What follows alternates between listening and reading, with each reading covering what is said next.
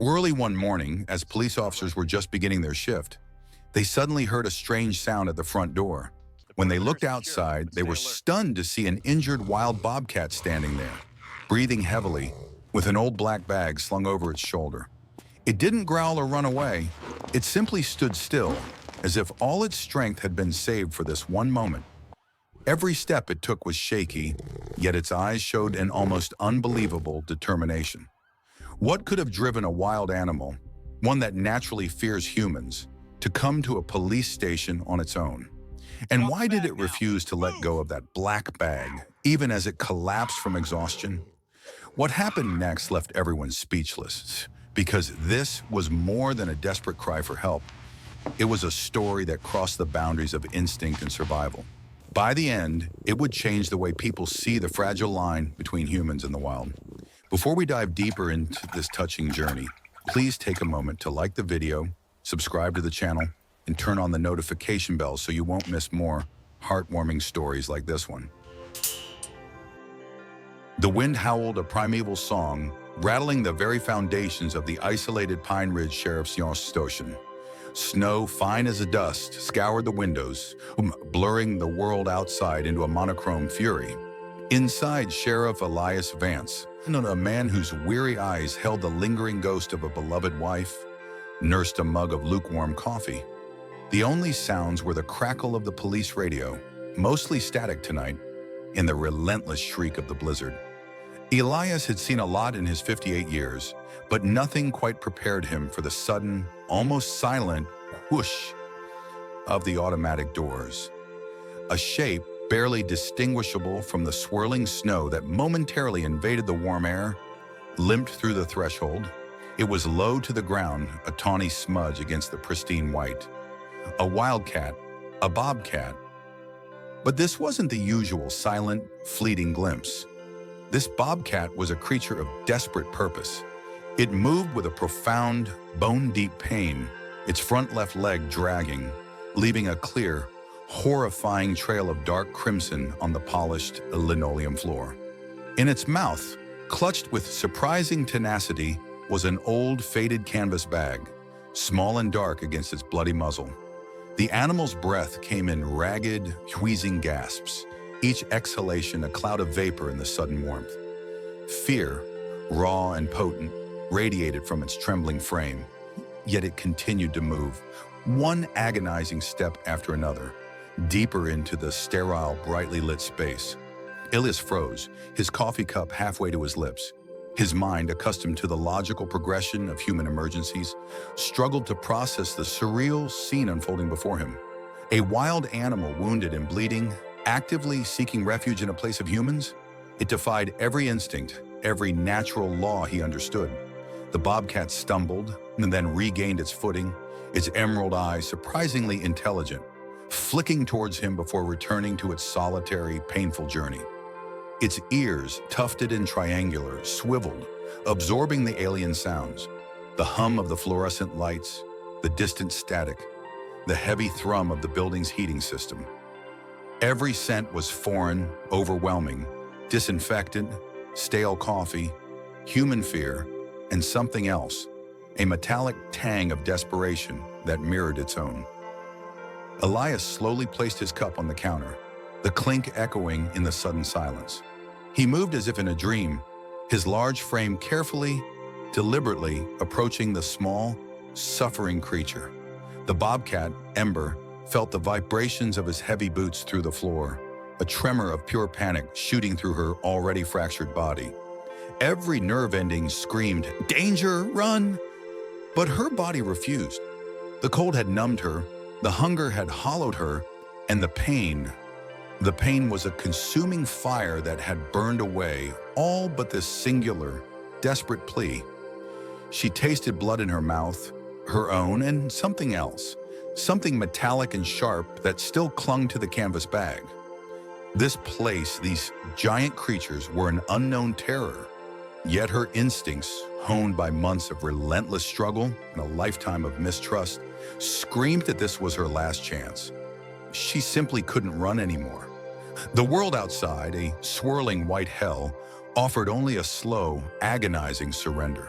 The man, a towering shadow against the harsh lights, knelt. His voice, deep and rumbling, was soft, a surprising contrast to his imposing presence. "Hey there, little one. What in the world?" Ember flinched, her body tensing, ready to strike, despite the searing agony in her leg. But his hand, large and calloused, moved with a surprising slowness. Not an attack, not a threat, just me reaching. The scent of him was different from the harsh, aggressive humans she'd encountered before.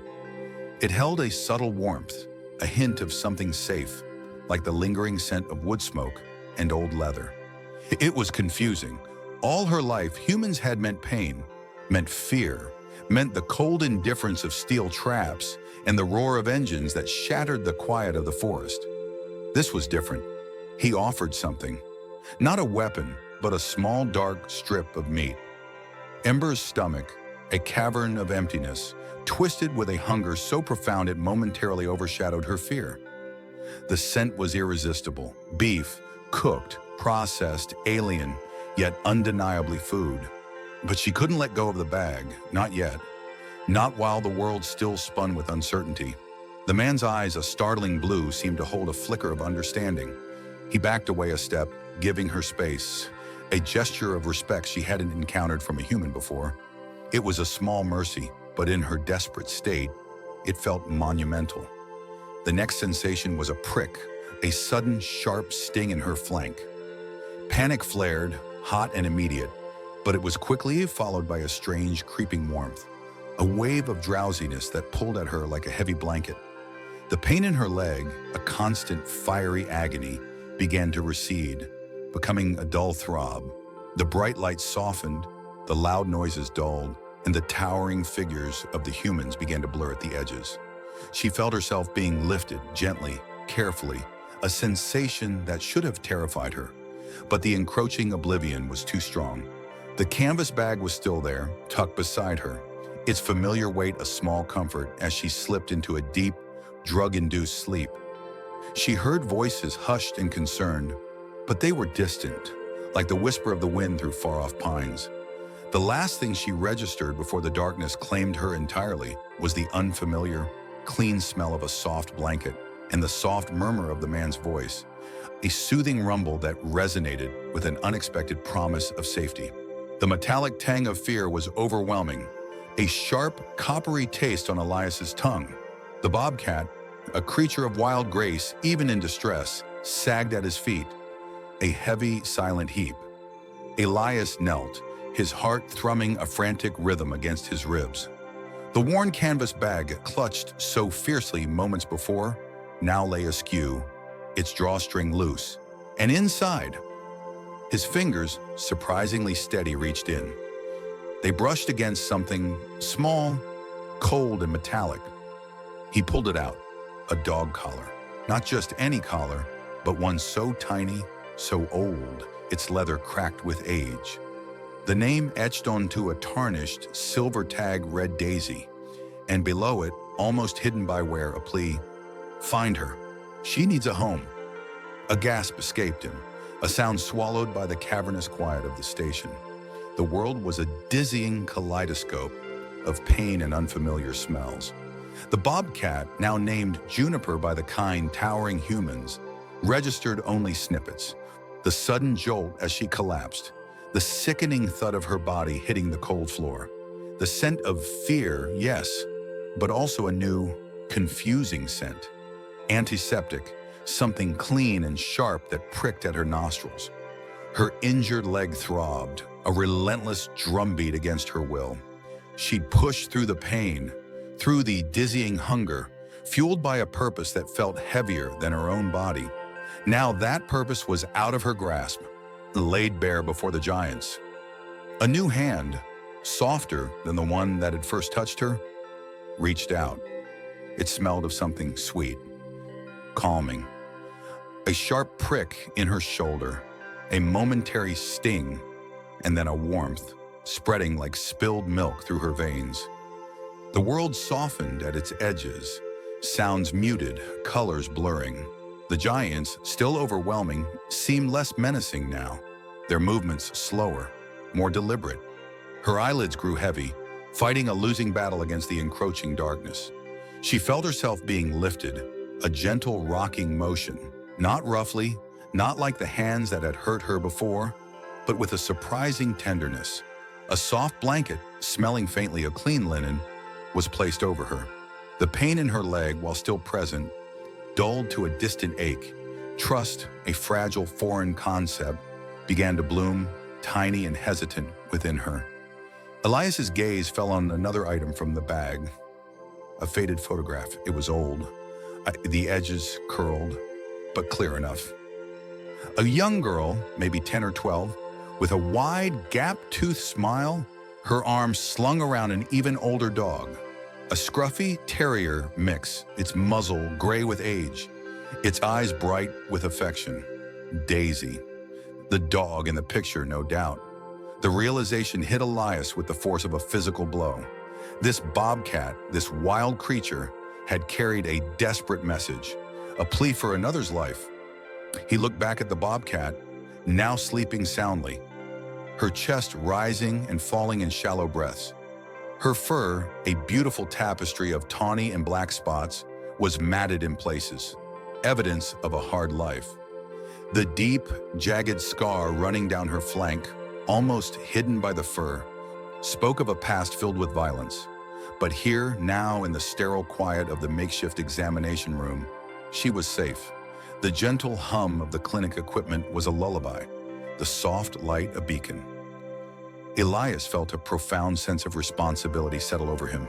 He had to find Daisy. He had to honor Juniper's extraordinary journey.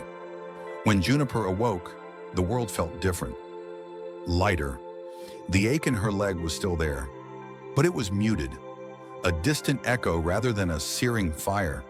The smell of antiseptic was still present, but now it was mixed with something warm and savory. Food, real food. A small dish of soft, shreddy meat, glistening with broth, sat before her. She sniffed it cautiously, her whiskers twitching. No trap, no trick, just sustenance. The water, in a clean metal bowl, was clear and cool, tasting a pure refreshment after days of parched thirst. She drank deeply, her throat working, a sense of deep relief washing over her. The giants, she observed, moved with a quiet purpose around her. No sudden movements, no loud noises. They were sources of comfort now, their scent no longer solely fear-inducing, but tinged with a reassuring calm. Her own body, still sore, felt stronger.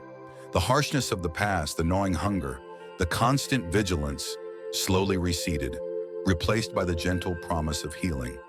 Trust, once a distant star, was now a small, flickering flame, nurtured by soft hands and quiet kindness. She had delivered her message. Now she would heal.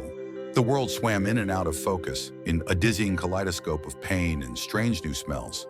The giant, Elias, was a blurry, comforting presence, his voice a low rumble that somehow cut through the sharp jabs of agony.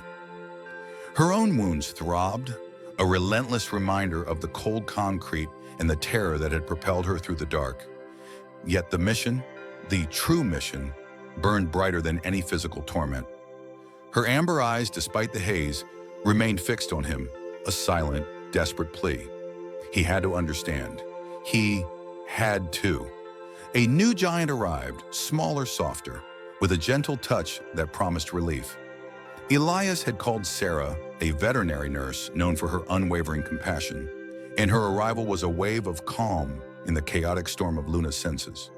The antiseptic sting on her shoulder was sharp, an unwelcome shock, but it was quickly followed by the soothing coolness of a salve, then the careful wrap of a bandage. Luna flinched, a low growl rumbling in her chest, but the instinct to lash out was tempered by the overwhelming need to convey her message.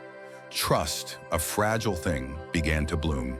The gentle pressure of Sarah's hands, the soft murmuring words, were a stark contrast to the rough blows of her past. She closed her eyes for a moment, a wave of exhaustion washing over her, then forced them open again, her gaze locking onto Elias once more. He needed to see.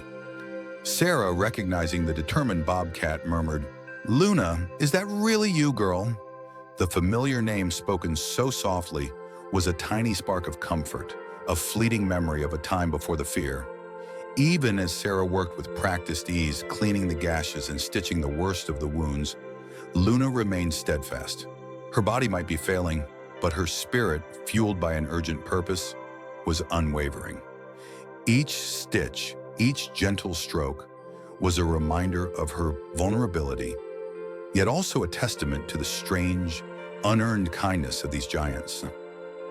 The soft blanket Sarah draped over her felt like a cloud, a luxurious warmth against her shivering frame, a stark contrast to the cold, damp earth she'd known for so long. She allowed herself to relax a fraction, savoring the momentary respite, but her gaze never wavered from Elias. He still hadn't seen it. Then, Sarah, with a careful touch, reached for the tattered black satchel still clutched in Luna's jaws. The Bobcat released it with a low grumble, a fleeting moment of hesitation before refocusing on Elias. The giant woman carefully untied the worn leather thong. From within its depths, Sarah extracted a piece of paper, folded and stained, barely larger than her palm. It was a fragment of a map tattered at the edges, with a crude, hand-drawn symbol, a daisy. Elias leaned closer, his brow furrowed in concentration. Finally, he was seeing it. The pain was a dull ache now, a constant companion, but it no longer consumed her. Relief, a strange and welcome sensation, spread through her veins as the medicine took hold. She could feel her heartbeat slowing, a steady rhythm replacing the frantic thrum. A small bowl of fresh, clean water was placed before her, and she lapped at it eagerly, the cool liquid a balm to her parched throat. Each sip was a small victory, a testament to the care she was receiving. These giants, once terrifying, were now becoming sources of profound comfort, their movements deliberate and gentle. Her vision cleared, the faces of Elias and Sarah no longer blurry, but distinct, their expressions etched with a mix of concern and burgeoning understanding. This was the trust she had risked everything for. This unselfish, relentless focus on her mission, despite her own critical condition, was all for Daisy. The tattered map fragment was proof. It was her only hope. The world had shifted again, a jarring lurch followed by a low rumble that vibrated through the coarse, unfamiliar fabric beneath Luna the Bobcat. Her head, still thick with a dull ache, lifted just enough to see muted light filtering through a tiny, meshed window. She remembered the big, gentle hands, the strange, sweet smell that made her eyelids heavy, and then nothing. Now the space was smaller, enclosed, and the air held the metallic tang of something new, something that made the fine hairs on her spine prickle. Was this another trap? Was the calm a deception? Her good leg twitched, a futile attempt to stretch, but the injured one flared with a sharp, unwelcome reminder. Then came the rustling, a soft, deliberate sound that drew her gaze to the opening of her small enclosure. A face, human-sized, appeared, framed by a shock of gray hair and kind, tired eyes. Elias, she knew him now, recognized the scent of pine and something else, something old and sad that clung to him. He was one of the gentle giants. He moved slowly, deliberately, and in his hand, she saw it, a black leather journal, its cover worn smooth from countless touches. He wasn't looking at her, not directly, but past her, as if seeing ghosts in the sterile air. Elias traced a finger over the faded gold lettering on the journal's spine. Daisy's field notes. A knot tightened in his stomach, a familiar, ice-cold dread. It had been years since he touched it, since he'd allowed himself to revisit the raw grief that lay buried within its pages. But Sarah, relentless in her compassion, had unearthed it from a forgotten box in the attic. It might help, she'd insisted, her voice soft but firm. Help understand, Luna. Help understand why she carried that pouch. Now, staring at the familiar cursive, he saw a past he desperately wanted to leave lost. A tiny crumpled piece of paper, folded precisely, fell from between the aged pages. It was a fragment of a map, hand-drawn, showing a jagged outline of land, an X marked near a dense, overgrown forest area. The whispering pine, he murmured, the name tasting like ash in his mouth. That place. It was where Daisy had spent her last days tracking poachers who preyed on the very wilderness she cherished. Sarah, observing him from the doorway of the small rehabilitation clinic, felt a pang of profound empathy. She knew the map, knew the journal, knew the story in broad strokes, but the details, the emotional weight of it all, was Elias's burden. Daisy, Elias's late wife, had been a beacon of fierce advocacy for wildlife. The journal was her voice, her passion, her heartbreak. Sarah gently approached, resting a hand on his shoulder. Elias, she began softly, Daisy wrote about Luna and Daisy in here. Not Yaoru Daisy, but 2 bobcats she was tracking. 2 bobcat kits, actually. She called them the Sisters of the Shadow Forest. The bobcat in the enclosure, Luna, watched the human giants, her amber eyes flicking between them, trying to decipher their strange guttural sounds. The female giant, Sarah, smelled of wildflowers and something else, something comforting, like the warmth of a sun-drenched rock. The male giant, Elias, carried that heavy scent of sorrow but also a gentle steadiness. Luna's ears swiveled, processing the tones, the intonations. They spoke of other bobcats, other sisters. The word resonated with a primal ache, a deep, silent yearning for what was lost. The memory of the other, the playful nipping, the shared scent of prey, the warmth of bodies pressed together in a den. It was all a blur now, a ghost that sharpened the edges of her loneliness. Elias's hand tightened on the journal. He remembered now, snippets of Daisy's conversations, her whispered worries about a specific pair of bobcat sisters. Their mother tragically lost to a careless hunter. He dismissed it then. Another of her endless causes, too preoccupied with his own practicalities. But Daisy hadn't dismissed it. She had poured her heart into this journal, documenting their movements, their struggles, her desperate attempts to protect them from the ruthless poachers who seemed to be closing in. He opened to a page, his eyes scanning the familiar, elegant script. October 14th, it read, "The poachers are back. Saw their traps near the old cedar grove. Luna and Daisy were so close today, hunting near the stream. I need to get them to higher ground, find a safer haven. I feel it in my bones. Their time is running out. They are so small, so vulnerable, I must protect them. They are the future of this forest." A new memory, sharp and unwelcome, sliced through Luna's haze. The metallic smell, the loud crack, the sudden agonizing pain in her leg, and the fall, the frantic scrambling, the scent of fear thick in the air. And then, the absence, the deafening silence where the other's comforting purr should have been. Her sister, Daisy. The name resonated deep in her instincts, a recognition of something precious, something ripped away. Could these giants, with their soft voices and gentle touches, help find the other? The question formed not in words, but in the desperate flutter of her heart. Elias's breath hitched. Luna and Daisy, he repeated, the names now imbued with a terrible significance. His wife's last entries, filled with a frantic hope, a desperate plea to save these 2 innocent lives. He'd found her body days later, not far from the whispering pines, a poacher's snare, her silent undoing. The map fragment suddenly wasn't just a random piece of paper. It was a ghost of her final mission, a desperate clue to a tragedy that had unfolded in the very wilderness she fought to protect. He remembered the police investigation, the quick dismissal of foul play, the official ruling of a tragic accident. But Daisy knew. She had documented the threat. And now Luna, one of the Bobcat sisters, was here, injured, carrying a cryptic pouch. He looked at Luna, truly looked at her this time, not as another injured animal, but as a living echo of Daisy's final, valiant stand. Her matted fur, the wary intelligence in her amber eyes, the faint scar above her right eye. A story etched onto her very being.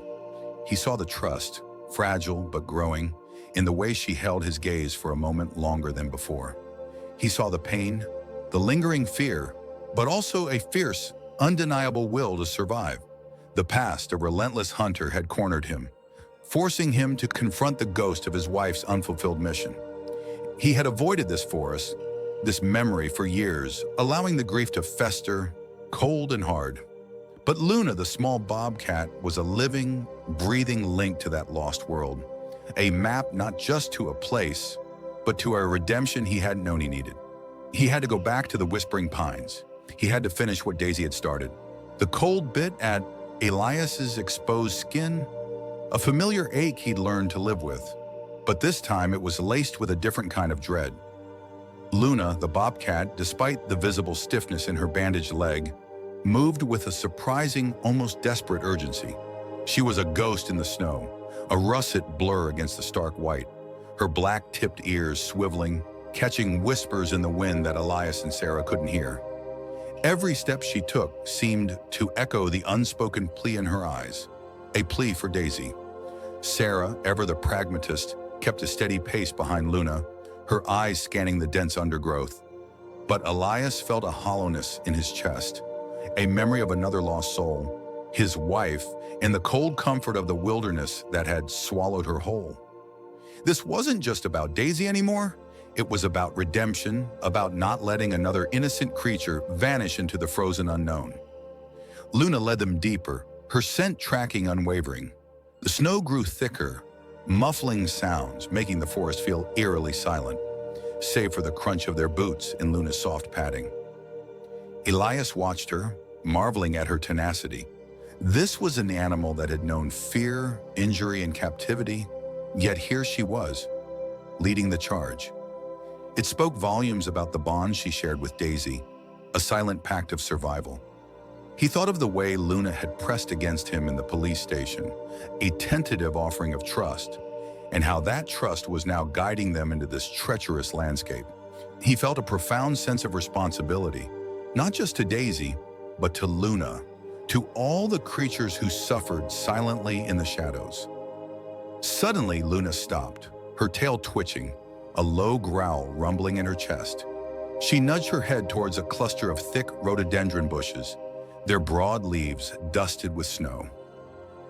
Elias and Sarah exchanged a look of grim understanding. Pushing through the brittle branches, they found it, a crude, rusty snare trap sprung and empty, partially hidden by fallen leaves and snow. A shiver ran down Elias's spine. It was old, clearly not active, but the sight of it was a chilling reminder of the dangers lurking in these woods. Dangers specifically designed to harm creatures like Daisy. This wasn't just about an animal wandering off. It was about human malice. A few yards further, half hidden beneath a fallen pine, lay a crumpled wire mesh cage. It was broken, the door torn off its hinges, bent and twisted as if something powerful had fought its way out, or something stronger had broken in. A fresh wave of fear washed over Elias. He knelt, his gloved fingers tracing the bent metal. There were tufts of fur caught in the sharp edges. Not bobcat fur, but something softer, finer. Daisy. A cold note formed in his stomach. This wasn't an escape. This was a struggle. Poachers. The word hung in the air, unspoken but understood. The peaceful quiet of the forest transformed into a sinister silence. Each rustle of leaves, each snap of a twig, sounding like a hidden threat. Luna let out a plaintive cry, a sound of distress that pierced the stillness. She started pawing frantically at the snow near the broken cage, digging with her good paw, her eyes wide with urgency. Elias and Sarah joined her, their hands scraping away the icy crust. They unearthed a small black canvas bag, identical to the one Luna had carried to the police station. It was ripped open, its contents scattered, a few dried berries, a small worn wooden bird carving, and a tattered piece of fabric that smelled faintly of sage and something else, something wild and sweet. This was Daisy's bag, her meager possessions, left behind in the struggle. Elias felt a tightening in his chest, a sickening lurch. The poachers were close, perhaps even watching them. The stakes had just escalated dramatically. He thought of his wife, her kindness, her love for all creatures, and how her own innocent walk in these very woods had ended in tragedy. He wouldn't let that happen to Daisy. He couldn't. The scent of pine needles and damp earth grew stronger, sharper, as Luna the bobcat, her usual sleek movements replaced by a hesitant, almost pleading gait, led them deeper into the dense undergrowth. Dr. Evelyn Reed, her heart a drum against her ribs, followed, flashlight beam cutting through the encroaching twilight. Luna suddenly stopped, ears swiveling, pointing towards a cluster of ancient, moss-covered boulders. A faint, almost imperceptible whimper, a sound of profound pain, seemed to emanate from the hidden space between them. Evelyn, with a whispered word of encouragement to Luna, carefully squeezed through a narrow opening. The air inside was still, cold, heavy with the smell of decay and something else, fear. Her flashlight beam swept across the damp rock walls, finally settling on a small, huddled form in the deepest corner. It was Daisy, the elderly bobcat they'd been searching for, but a Daisy almost unrecognizable. Her normally sleek, tawny fur was matted with mud and grime, plastered to a skeletal frame. One leg was twisted at an unnatural angle, swollen and clearly broken. A low, ragged whimper escaped her, a sound that tore at Evelyn's soul. Daisy the bobcat, once a creature of wild grace, was a shadow of herself, shivering uncontrollably, hypothermic and severely injured. Her breath was shallow, each gasp a visible effort. As Evelyn knelt, her movements slow and deliberate, she noticed a small, tattered fabric bag clutched loosely in Daisy's paw. It was a child's drawstring bag, made of faded blue fabric, adorned with a crudely embroidered daisy. With gentle hands, Evelyn carefully dislodged it. Inside, wrapped in a scrap of faded red ribbon, was a crumpled, mud-stained note. Evelyn unfolded it, her heart sinking with each word. "To whoever finds Daisy," it began in shaky, childish handwriting. "Please help her. She's all I have left. Poachers took Mom and Papa. They were hunting Daisy too. I had to leave her to find help. Her leg is broken. Her name is Daisy, please. Maria." The words, scrawled by a lost orphan girl, painted a devastating picture of abandonment, fear, and a desperate plea for her only companion. The note was damp with tears, both the child's and now Evelyn's own. The silence of the cave felt like a heavy blanket, amplifying the tragedy. Daisy let out another pained whimper as Evelyn gently assessed her injuries, the broken leg a stark, sickening reality. The hypothermia was severe, her body temperature dangerously low. Every touch seemed to send tremors through her frail form. Yet when Evelyn spoke in soft, soothing tones, Daisy's cloudy eyes, despite the pain, seemed to fix on her, a flicker of something almost like hope. The bobcat, a creature of the wild, was in this moment utterly vulnerable, reliant on these strange giant beings. Evelyn, with practiced efficiency, prepared a small dose of pain medication. The sharp prick of the needle startled Daisy, a brief spasm of fear, but it was quickly followed by a strange, numb warmth spreading through her aching limb.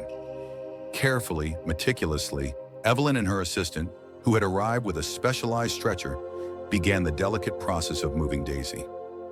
The bobcat, initially rigid with terror as the strange hands lifted her, slowly began to relax as the soft blanket enveloped her, a warmth seeping into her frozen bones. The cold, damp cave receded, replaced by the gentle, swaying motion of the stretcher and the murmur of human voices. Voices that, despite their alien nature, seemed to carry a strange reassurance. The bitter taste of fear in her mouth began to recede, replaced by a growing awareness of the rhythmic thumping of her own heart. A heart that, against all odds, was still beating.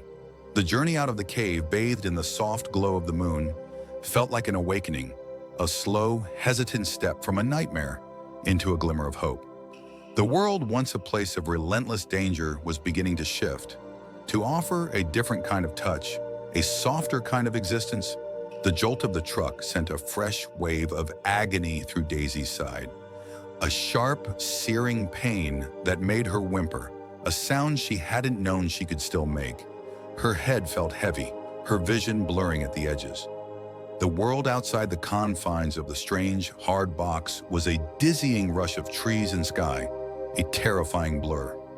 She tried to steady herself, but her legs were weak, trembling like dry leaves in the wind. The metallic scent of blood was strong, clinging to her matted fur, a constant reminder of the gaping wound that throbbed with every bump and turn. Fear, an old companion, coiled in her belly, but something new was there too. A strange, insistent warmth pressing against her side, a soft, human touch that was both terrifying and oddly comforting. It wasn't the rough hands she remembered, the ones that had always brought pain. This touch was hesitant, gentle, a whisper against her ragged fur. The human voices were hushed, urgent, a low rumble that resonated through the metal box. She heard the word Daisy again, a soft murmur, and then stable. What did stable mean? Her own body felt anything but. A shiver ran through her, not from cold, but from a sudden, dizzying weakness. Her breath hitched, ragged and shallow. The warmth against her side intensified, and a different hand, this one with long fingers, pressed firmly but carefully against her wound. A sharp, piercing sting, and then a wave of cold liquid spreading across her skin. She flinched, a low growl rumbling in her chest, a warning. But the hand didn't recoil. It stayed, firm and steady, a strange anchor in her shifting world. The cold turned to a dull ache, and then miraculously the searing pain lessened. It wasn't gone, not by a long shot, but it had dulled to a bearable throb. She opened her eyes, struggling to focus. Through the mesh, she saw two giant faces, blurred and indistinct. One had a kind, crinkled smile, its voice a soothing murmur. The other, younger and more intense, had eyes that seemed to hold a desperate plea. They were doing something to her, something that felt both invasive and necessary. A tiny prick on her leg, another sting, and then a strange, heavy warmth started to spread through her veins, making her eyelids droop. Her muscles, tight with fear and pain for so long, began to relax, unraveling slowly, like a tangled thread. The world slowed down. Sleep pulled at her, a gentle, insistent tide. But fear, always vigilant, fought against it. She was in a small, enclosed space, at the mercy of these giants.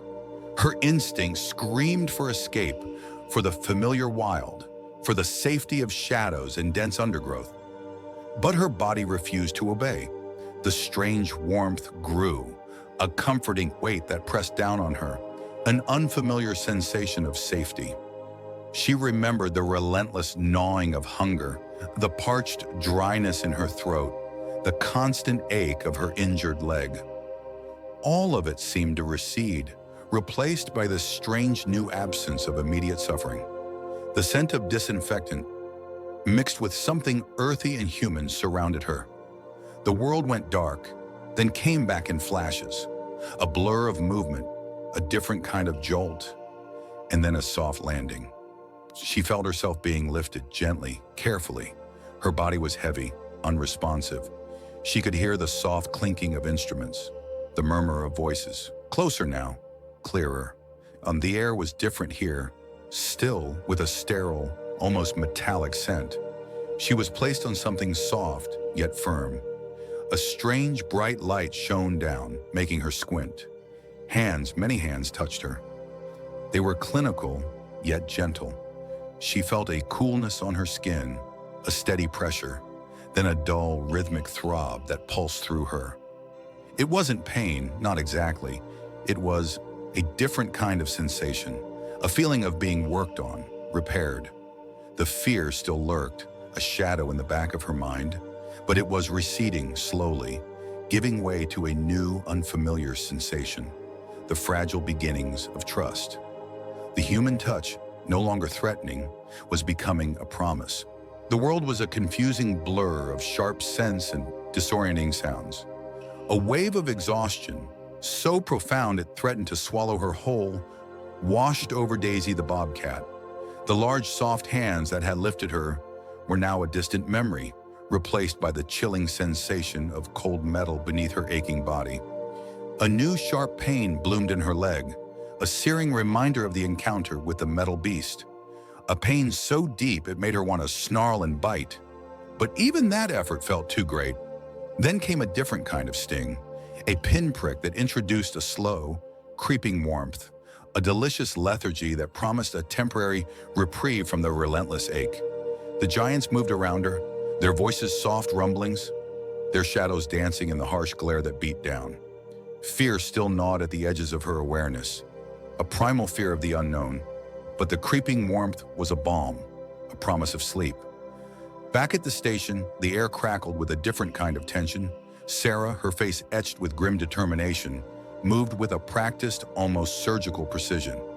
"Elias, get me the prep kit for a large feline. We don't have much time." Her voice was low, devoid of its usual warmth, every syllable focused on the task at hand. Daisy, the injured bobcat, lay limp on the stainless steel examination table, a fragile bundle of spotted fur and rapidly fading life. Elias, normally unflappable, watched in awe as Sarah's hands, usually so gentle when comforting an animal, transformed into instruments of urgent efficiency.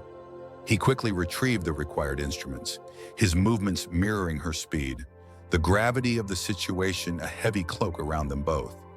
"Keep an eye on her vitals, Elias. Any drop, any flicker, you tell me immediately."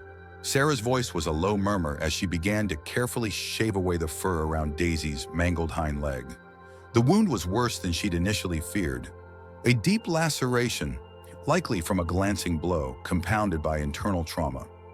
It was a race against the clock, against infection, against the very fragility of Daisy's small, wild life. As she worked, her mind raced, envisioning the complex repairs needed. This wasn't just a stitch-up, it was a reconstruction. Elias, holding the monitor, watched the faint, rhythmic blips, each one a testament to the bobcat's stubborn will to survive. He saw the subtle tension in Sarah's shoulders, the way her breath hitched just slightly when she encountered a particularly gnarly section of tissue. This wasn't just a job for her, it was a sacred trust. The rhythmic hiss of the ventilator was the only sound for what felt like an eternity. Daisy the bobcat's heartbeat, displayed as a jagged green line on the monitor, wavered.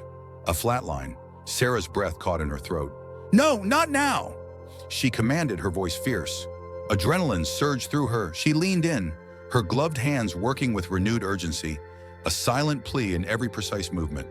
Elias, wide-eyed, watched the monitor, feeling the icy grip of fear. The world seemed to hold its breath. Then a faint flicker, a tiny spike followed by another. The line quivered back to life, a testament to Sarah's relentless fight and Daisy's inherent resilience. Relief washed over Sarah, a physical tremor in her hands. She had pulled Daisy back from the brink, but the battle was far from over. Hours later, the harsh clinic lights seemed to soften. Daisy the bobcat, groggy and disoriented, felt a gentle pressure on her head.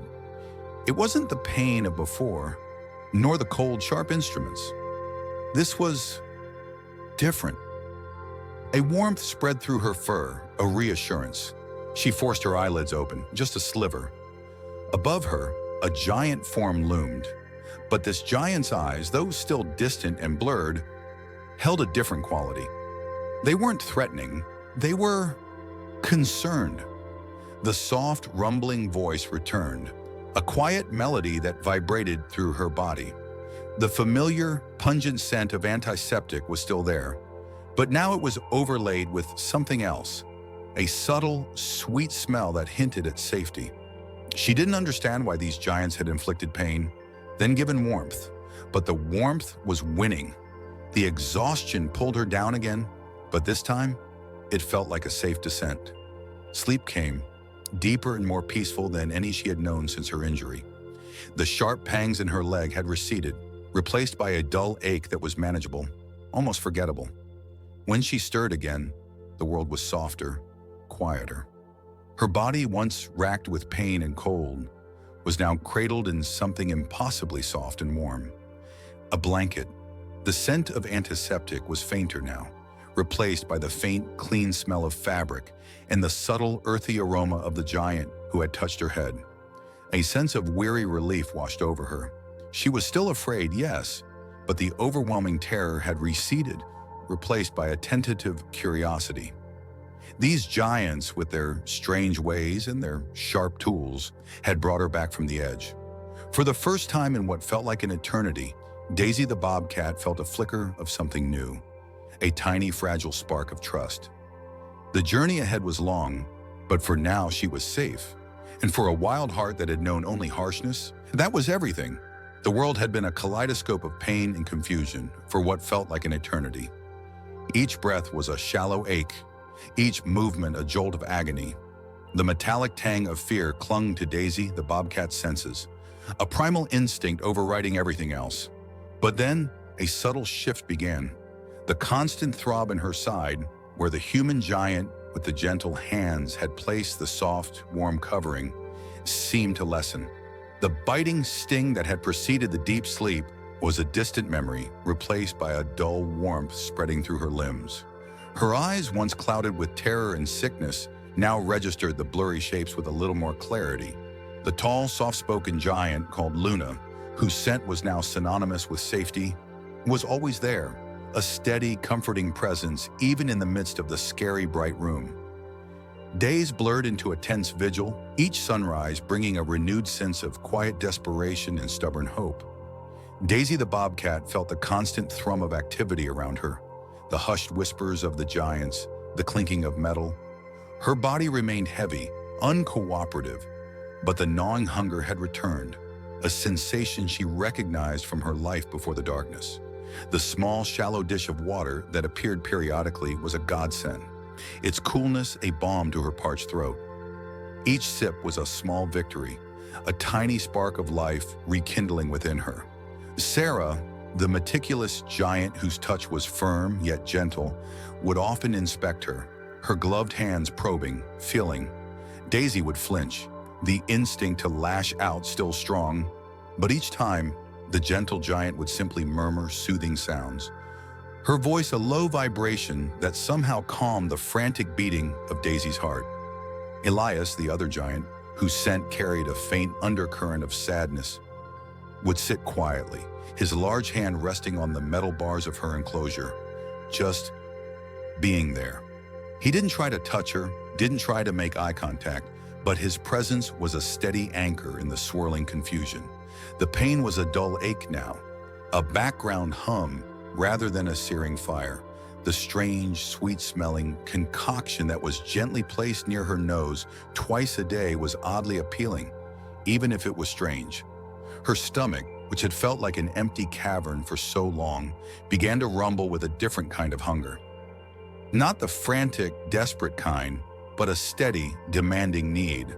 She began to shift ever so slightly, the stiffness in her limbs protesting, but the urge to move, to stretch, to test the boundaries of her temporary prison was growing. Luna would watch her, her soft eyes reflecting a silent encouragement. It was in those quiet moments, when the world outside the bright room seemed to recede, that Daisy the Bobcat started to truly register the nuances of their presence. They weren't predators. They were protectors. The first clear sign came almost imperceptibly. One morning, as Sarah carefully slid a small bowl of mashed meat into her enclosure, Daisy the Bobcat didn't just eye it suspiciously. She took a tentative step forward, her bandaged leg protesting only slightly, and sniffed. The scent was rich, savory. It wasn't the bitter tang of raw prey, but something prepared, something offered. And then, slowly, deliberately, she ate. Not with the frantic tearing of a wild animal, but with a cautious, almost dignified hunger. Each bite was a monumental effort, a small victory over the lingering weakness. Sarah made a small choke sound, a mixture of relief and joy. Luna, standing nearby, put a hand over her mouth, tears welling in her eyes. Elias, who had been watching from a distance, felt a profound shift within him. The heavy cloak of grief he'd worn for so long seemed to lift, just a fraction, allowing a sliver of light to penetrate. This small, broken creature, this Daisy the Bobcat, was fighting. And in her fight, he found a fragile reflection of his own forgotten resilience. The taste of clean water, the softness of the blanket under her paws, the consistent, gentle presence of the giants. These sensations began to overwrite the bitter memories of the cold, the hunger, the relentless ache. The world outside her enclosure was still a blur of unfamiliar shapes and sounds, but the fear was slowly being replaced by a burgeoning trust. When Luna would speak, her voice a low murmur, Daisy the bobcat would sometimes twitch an ear, acknowledging the sound without fear. When Sarah would approach to change her bandages, her movements were no longer met with a panicked snarl, but a hesitant stillness. It was a monumental shift, a testament to the patient, unwavering care she received. This was her new reality, a sanctuary of healing, a quiet promise of a future that no longer held the threat of endless pain. Elias watched, a quiet observer to this miracle, feeling a stirring in his own soul, a small, hopeful flutter that he hadn't felt in years. The bobcat Daisy was showing him the way back to life, one tentative, brave step at a time. The crisp scent of pine needles and damp earth usually brought me peace, a comforting blanket of the wild. Today, it was just another layer of confusion, another smell in a world turned upside down. My leg throbbed, a relentless, searing ache that made every movement a gamble. I was in a box, a strange, confining cave of metal and plastic, jostling with every bump. The world outside was a blur of motion, a roar of sound, and the overwhelming scent of human. Giant, clumsy creatures who had snatched me from the familiar shadows and thrust me into this jarring reality. Fear, sharp and primal, still clawed at my insides. But a new sensation, a dulling warmth, was also beginning to spread through my veins. It was the humans doing, I knew. They had pricked me with a sharp sting, but then a strange calm had followed. The box finally stopped its violent rocking. A new cacophony of smells enveloped me, sterile, yet with the underlying tang of fear from others like me, hidden somewhere nearby. The giant human voices were muffled, a low rumble of sound that I couldn't decipher. Then a sudden jolt, and the box opened.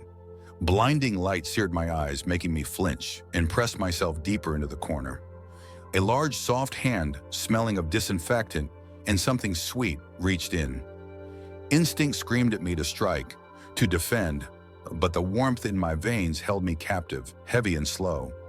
The hand touched my fur gently, then lifted me. Pain flared in my leg, a white-hot agony, and I let out a low growl, a rumble that felt weak and unconvincing, even to myself. But the giant didn't recoil. Instead, it made a soft, soothing sound, a purr-like rumble that vibrated through its chest. It was a strange sound, one that hinted at a kindness I hadn't encountered in a long, long time. My awareness drifted. I remember the cool surface of a table against my belly, the gentle probing around my wounded leg. More stings, but each one followed by a wave of relief, dulling the relentless throbbing. The giants hovered, their faces soft, their movements deliberate. They spoke in hushed tones, their words incomprehensible, but their intent surprisingly felt safe. There was the smell of something metallic, then a faint burning sensation as they cleaned the wound. I shivered, not from cold, but from a deep instinctual memory of pain that now seemed to be receding, like the tide pulling away from the shore. Later, I was in a new enclosure, much larger than the box. The floor was soft, a thick, clean blanket. My leg, though still aching, felt lighter, less a burden. There was a bowl of cool, fresh water, and the metallic tang of medicine was slowly being washed away. I drank deeply, the liquid a sweet balm to my parched throat. It was the first clean water I'd tasted in days, maybe weeks. The memory of muddy puddles and stagnant pools, a desperate search for hydration, receded with each cool swallow. Then came the food, a small bowl of something soft and meaty, smelling rich and enticing. My stomach, long accustomed to the gnawing emptiness, rumbled in anticipation. I ate slowly, savoring each bite, the unfamiliar texture a pleasant surprise. The giants, Elias and another, smaller human with kind eyes, came and went. They didn't push, didn't demand. They simply were. They spoke softly, sometimes to each other, sometimes to me. I didn't understand their words, but the tone, the gentle cadence, began to chip away at the fortress of my fear. My injured leg, though still painful, was healing. The bandages were changed regularly, and each time the raw flesh looked a little less angry, a little more closed. The soft hands that touched me were no longer terrifying, but a source of strange comfort, a fleeting warmth. One evening, after the smaller human had left, Elias sat near my enclosure, not looking at me, but at a small worn book he held. His face was etched with a different kind of pain than mine, a deep, silent ache. I watched him, my bobcat senses alert. Suddenly his breath hitched. He stiffened, his eyes fixed on the open page. His hand trembled as he traced a line of text, then another.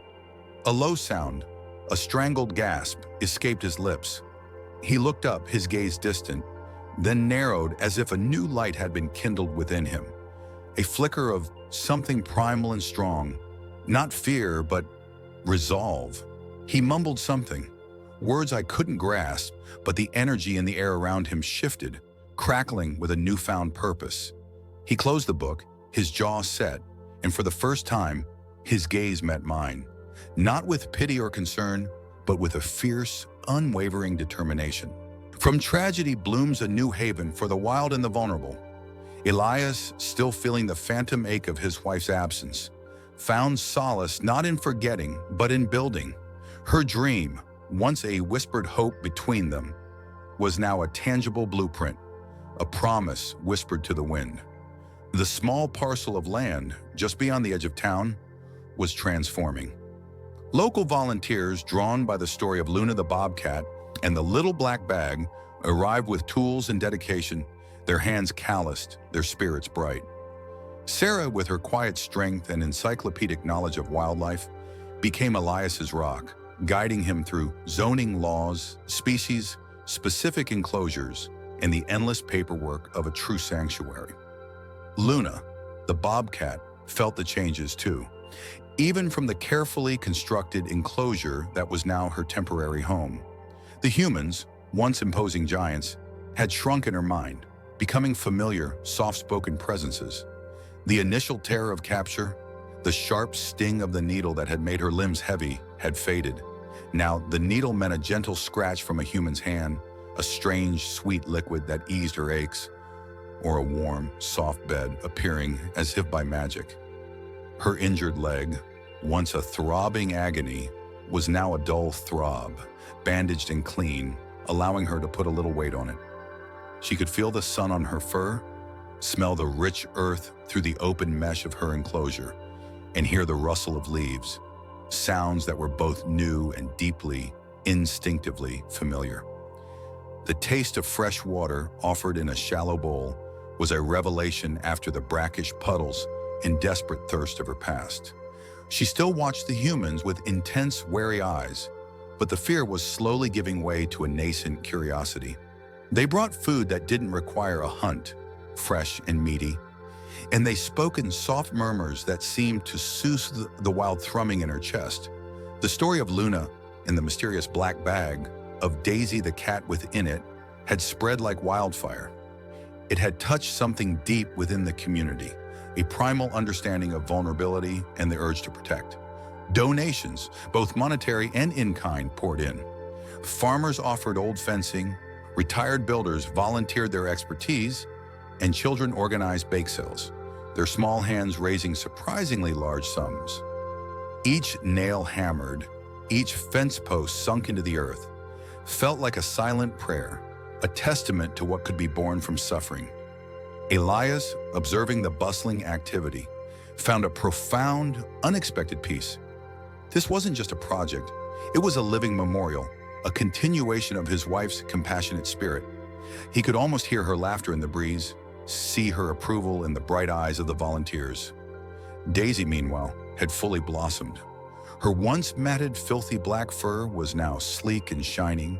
Her eyes, once cloudy with fear, were clear and bright, full of an impish mischief. She purred like a tiny engine, a constant companion to Elias, weaving between his legs as he walked the evolving grounds. She didn't seem to remember the terror of her past, only the warmth of a lap, the gentle stroke of a hand, and the endless supply of tasty food. She chased butterflies through the nascent gardens and napped in sunbeams, a living symbol of rescue and rehabilitation. Her presence, a soft, purring counterpoint to the wilder residents, reminded everyone why they were here. One afternoon, as Elias was inspecting a newly reinforced fence, he heard a commotion from Luna's enclosure. He approached cautiously, his heart thudding, expecting the worst. But what he saw was Luna, not cowering, but tentatively batting at a dangling leaf. Her bandaged legs still a little stiff, but moving. Her amber eyes, usually so guarded, held a flicker of something new, playfulness. It was a small gesture, but it meant everything. It was a step towards reclaiming her wildness, a sign of trust in this new, strange world. The harshness of her past, the abuse she had endured, was slowly, painstakingly being replaced by the gentle care, the quiet respect of the present. More animals began to arrive. An injured hawk, an orphan fox kit, a young deer caught in a snare. Each arrival brought a new challenge, a new story, and a renewed sense of purpose. Elias and Sarah, along with their growing team, worked tirelessly, sometimes through the night, to provide the best possible care. The sanctuary, christened Whispering Pines in honor of Elias's wife's favorite trees, was becoming a beacon of hope. It was a place where fear slowly dissipated, where pain was eased, and where the wild things once broken could begin to heal. Luna, now with her bandage removed, felt the strength return to her leg, the muscles knitting back together. The daily routine was predictable, safe, the food was good, the water fresh, and the giant humans, though still sometimes startling, never truly threatened. Their soft murmurs, their gentle movements, spoke of care, not malice. She could feel the wild tugging at her, the instinct to hunt, to roam, to be free. But she also felt something else, a deep, unfamiliar sense of contentment. The enclosure, once a prison, was now a refuge. She watched the other animals come and go, some staying longer, some released back into the vast green world. She knew with an instinct deeper than thought that her time would come too. But for now, she rested, healed, and slowly, irrevocably began to trust. The sting of past traumas was replaced by the warmth of healing, the chill of neglect by the comfort of belonging. Elias, watching her, knew his wife would be proud. The sanctuary was more than just buildings. It was a promise kept, a living testament to the power of compassion, a place where vulnerable creatures could find their way home. The scent of pine needles and damp earth was a familiar comfort, but the true warmth now radiated from a different source. The small, purring bundle nestled beside Luna. Daisy, the little bobcat, once a shivering, pain-racked shadow, was now a vibrant ember of life, a testament to the quiet miracle unfolding at Elias's sanctuary. Their enduring friendship, an unlikely alliance forged in fear and sustained by unwavering tenderness, had become the quiet heartbeat of this place, a living symbol of healing's profound power. Luna, the gentle shepherd, nudged Daisy with her nose, a soft whine escaping her throat. Daisy, her bobcat ears twitching, blinked open her eyes, now clear and bright, reflecting the soft glow of the lamp in their cozy recovery room. The lingering ache in her leg was a distant memory, replaced by a satisfying tingle of returning strength, a warmth spreading through her once fragile frame. She remembered the sharp sting of the giant's needle, a momentary terror followed by the deep, blissful sleep that had whisked her away from the gnawing pain. Then came the warmth of the blanket, impossibly soft against her skin, and the taste of cool, clean water. A revelation after days of thirst. The giant Elias, once a looming, terrifying presence, had slowly transformed into a source of gentle hands, soothing voices, and endless bowls of delicious, meaty mush. He moved with a quiet reverence, his large frame somehow less intimidating, his touch feather light. Daisy remembered the subtle shift, the way her fear had gradually dissolved, replaced by a cautious curiosity, then a profound sense of safety. She'd watch him, her tiny head cocked, as he whispered to Luna, and sometimes he'd even speak to her, his voice a low rumble that vibrated through her, calming her restless spirit. He always smelled of fresh earth and something warm, like wood smoke in old books. Daisy's recovery had been nothing short of remarkable. The limp, once so pronounced, was now barely perceptible, a slight favoring that would soon vanish entirely. She'd begun to pounce playfully at Luna's tail, her small claws retracted, a joyful spark returning to her movements. The dark bag, once a burden, was now gone, a forgotten nightmare. Her muscles, once atrophied and weak, were regaining their power, propelled by Elias's specialized diet and the slow, deliberate exercises he encouraged. He would sit on the floor, gently extending a hand, and Daisy, after careful consideration, would bat at it, her instincts slowly reawakening. The humans, once a source of terror, were now facilitators of freedom. Elias, too, found a different kind of healing within the sanctuary walls. Each day, as Daisy grew stronger, as Luna's quiet devotion shone brighter, a knot of grief in his own chest began to unravel. He dedicated himself not only to the animals, but to the relentless pursuit of justice, honoring his wife's memory by seeking out the poachers who had caused so much suffering. The local sheriff, a man named Miller, was a constant presence, sharing leads, coordinating efforts.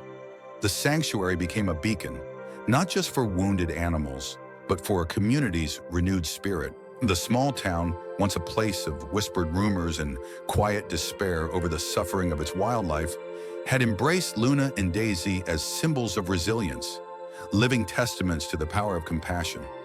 Children drew pictures of the bobcat and the dog, their improbable friendship becoming a local legend. Donations poured in, volunteers offered their time, and the sanctuary thrived, growing beyond Elias's wildest dreams. It was a beautiful, humbling thing to witness a town come alive with empathy. Daisy, one crisp autumn morning, found herself truly free. The gate to her large, naturalistic enclosure, one that mimicked the very woods she'd once called home, stood ajar. Elias watched from a distance, Luna by his side. Daisy hesitated, her senses overwhelmed by the rush of wild scents. Pine, damp earth, the distant calls of unseen birds. The fear of the unknown, of the world beyond her safe haven, tugged at her. But then she felt Luna's gentle presence, a silent encouragement. She looked at Elias, at his kind eyes, and something clicked. The bond forged in pain and nurtured by love was unbreakable. This wasn't abandonment, it was trust.